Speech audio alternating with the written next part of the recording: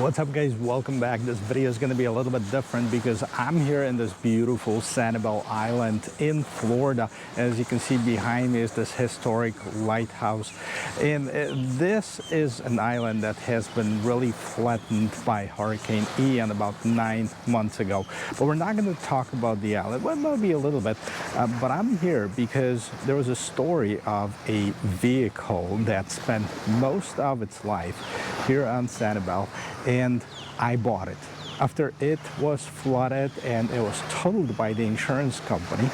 I ended up buying a 2010 Jeep Wrangler, and you might have seen my previous video of how I got it and how I transported it to my house, and then my wife wasn't really happy with it and all 9 yards, and then there was a long pause with me posting any updates or any videos on the Jeep. But I did it on purpose.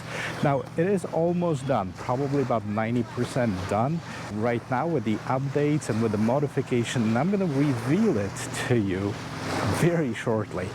There might be a few more updates that I'm going to do on that Jeep. I haven't decided yet on what they are. Maybe I'm looking for a suggestion, but I'm thinking of a couple of them, and I'll mention those as I go through some of the features that I've done on the vehicle. Also, in the next few weeks, I will post a series of video detailing of how each aspect of the restoration was done, starting with the undercoating and scraping off the rust from the bottom of the vehicle, and then brakes, suspension, and the wheels, tires, and some of the other upgrades.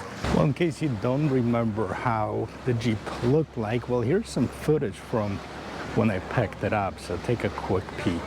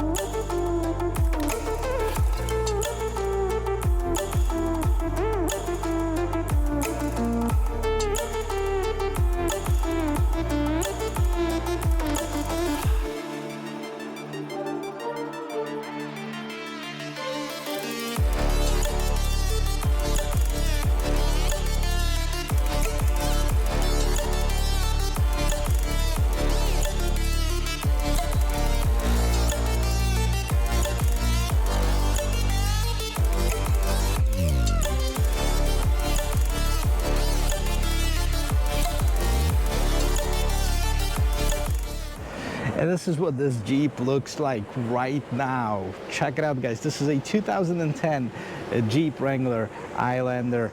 I gotta tell you, I couldn't be happier with the way that it's turning out. As you can see, I upgraded the lights, so I have the all LED headlights, I have the new grille insert, I have the new bumper, which is super happy with it. It is screaming, hey, get me a winch, which is probably coming next.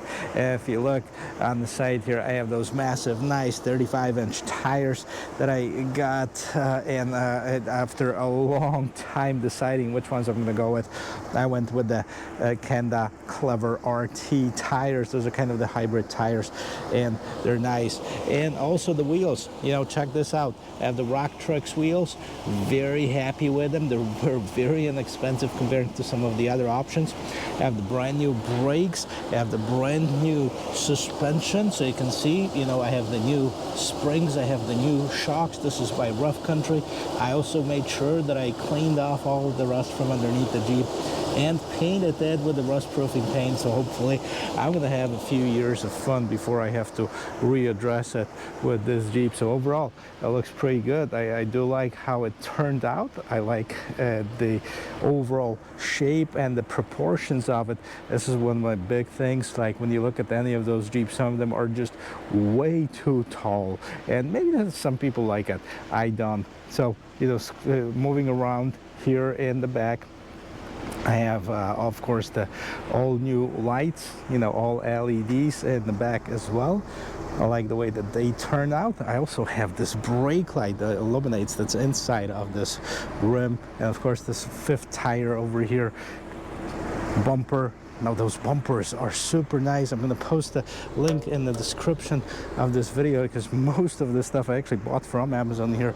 I also have this tire carrier because this tire is heavy. It weighs a lot more than the regular tire that came with the Jeep. And you might notice that, hey, you know, I thought it was a hardtop, and you're right, it was a hardtop. I still have the hardtop, and I'm still deciding whether to leave the soft top on or go with the hard top. I might actually go with the hard top, especially for the summertime here in Florida. Believe it or not, it's kind of reversed of what normally people do. Summertime, they put the soft top, and wintertime, they put the hard top. I gotta tell you, with all this rain, humidity, and temperatures in Florida, I'd rather have a hard top for the summer, and then we'll go from there. Now, again, links in the description of the video, so if you want to check it out. Now, these are going to be affiliate links, so if you do purchase something, you're going to be supporting the channel. You're going to be giving me a big high five and help, because I will earn a very small percentage commission if you purchase any of those. So now on the interior, not much changes. You know, there's one thing that I've changed in the interior, but here's how it looks. So I have the Tiki Bob in here, and sorry for the mess, but you know, this is the biggest upgrade that I've done on the interior, and pretty much the only one that I've done on the interior, and this is the radio. Now I'm super happy with the way that it turned out. Now this is the 9-inch screen. As you can see, it does have this factory look. This is what I was going for. I didn't really want to go for, you know, something that's either sticking out. I tried. This is my third radio that I put in, and finally I'm happy with the look, so I'm gonna leave it. Wireless Android Auto, Apple CarPlay. You know, here's how it looks as far as the landing page. And also, you know, I do have the rear view camera, and here it is. Now this one still needs a little bit of work. You know, I couldn't turn off these guidelines. There were two actually guidelines. As soon as I got it, I was able to do one, not the other. But that's, you know, at least it helps me, because I was always freaking out that the kids are gonna get behind the car and, you know, God forbid something would happen. So I'm actually happy that this is what we have here. I really got to tell you, the lights I got eliminated, but this check engine light for this small evap leak, once in a while it keeps on popping up, so I still have to put it on the smoke machine and see what's up with this. A couple other things. First of all, those corner guards by Bushwhacker, not super happy with them. They're not fitting the way that I was supposed to, or the way that I would imagine, but they actually add to the look of this vehicle, so I'm going to leave them. They're pretty cool. Now, as far as the rear view camera, check this out. I got this little guy right here that I have. I went for this factory look, and again, you know, there's other ones that go inside of this fifth wheel, or they go somewhere else. I don't really care too much for it. But what else we have? We have anything on the inside here? Oh no, this is all standard. Boom.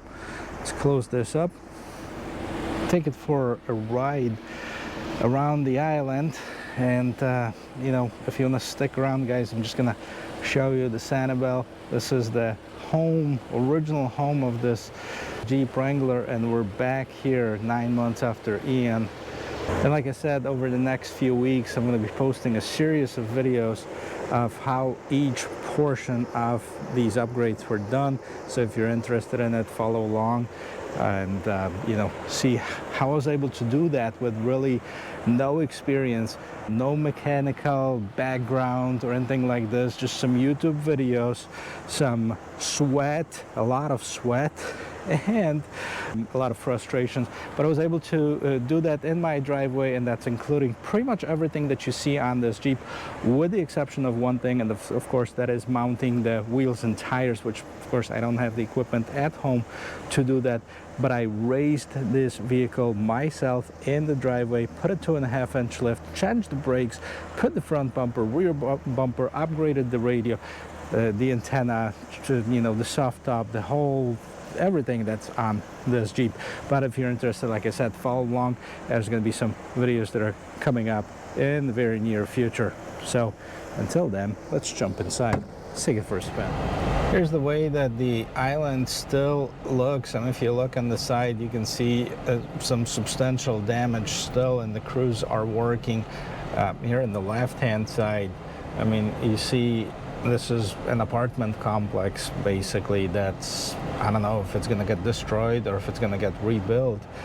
But a lot of stuff still going on here. Now we're talking about 9 months after Ian, and people are still rebuilding this beautiful area and this beautiful community that was basically flattened by Ian.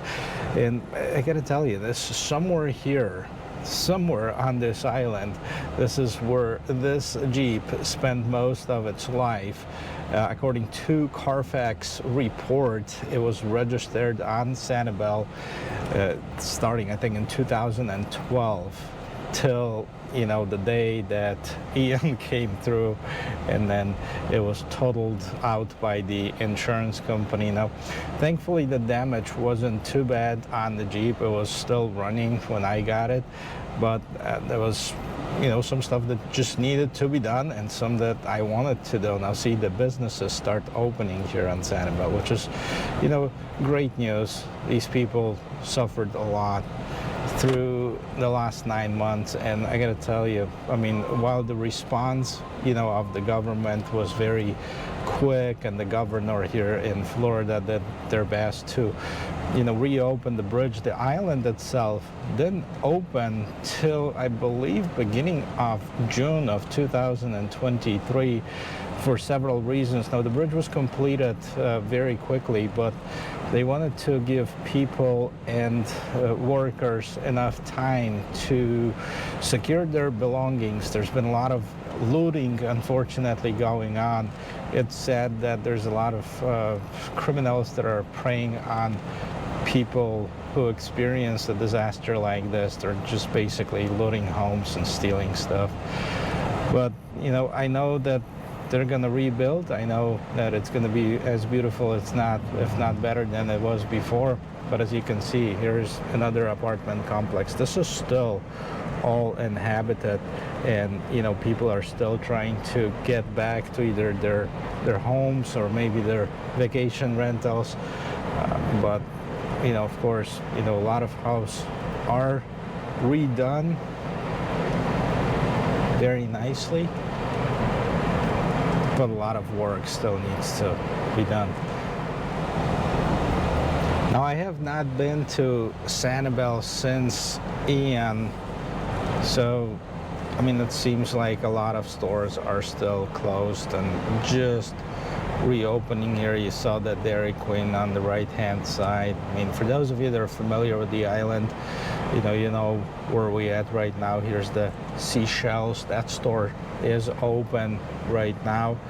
And then you have a liquor store that's open, so that's a big plus. Deli and Mini Market is open. Awesome. You got the Shack that seems to be open as well. Here's another store. This is for sale. So if anybody is interested in doing business in Sanibel, this might be an opportunity for you. Rebuilt with the island. There's another stores, the Billy's Rentals. That's open. You have the vacation rentals, the information, that's open. You have what veterinary, or no, Coral Veterinary Clinic, that looks like that's closed. This is closed. You got the Trader's Lunch Dinner, that looks like it's reopened. Wow, still. Guys, we're talking 9 months after Ian, and it still looks terrible. And we're in another hurricane season. Look at the roof on this. This is all destroyed. That's most likely gonna get flattened. People are back. People are back for, you know, several reasons. They have their favorite island. They have their favorite spots that they used to visit, and they don't want to give it up. And like I mentioned before, this will rebuild. Here on the left-hand side, you can see all these sides were cleared up. Here's the trees. All the debris is still there. It'll take a long time. Well, I remember being here in this little street wall. It looks like they're still working on that.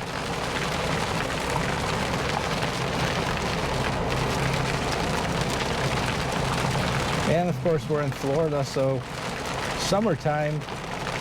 It's raining. Nothing new. There's Periwinkle Place shops. That plaza still looks like it is closed. Wow. I didn't realize that it was still this bad. By me, where I live, I mean, there's still houses with roofs torn and not fixed. Insurance companies are taking forever, basically undercutting the settlements here. Posted no trespassing, that's closed. There's Children's Park, that's closed.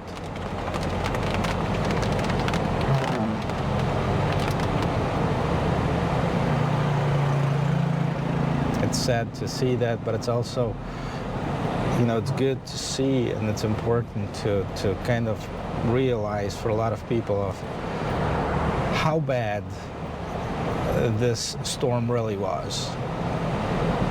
It was brutal. Surf and Style just reopened here.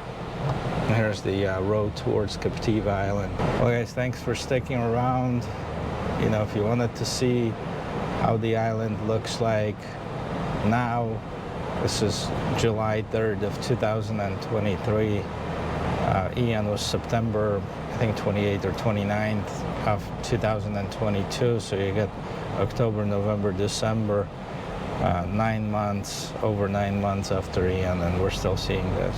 This is the road off to Sanibel Island. So this is the causeway with the bridges. So you can see how the bridges are rebuilt. I mean, it's still work in progress.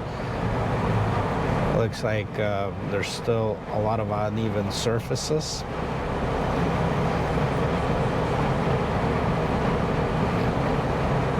But at least you can get through. And those are the real bridges. Those are not the temporary ones. But the bridges are back. And the traffic is back, which, you know, it's a good and bad thing. The tourists are back at the island, which is great. They're going to support the economy, hopefully leave some money there and help people rebuild. But look at this, look all around this, you know, still a lot of work that needs to be done. You can see a lot of rocks to reinforce the sidewalls. So if the next storm comes, that's going to be well protected, and the bridges are built stronger. And then the last bridge over there, I think it was there. I don't know if it was necessarily rebuilt. Again, I haven't been to Sanibel in a while. I just see that these bridges right here, that they still have lots of work that needs to be done on them. Well, this is the Sanibel Island. Hope you guys enjoyed it. This Jeep definitely has been here many times before the Ian, and this is the first time back after Ian.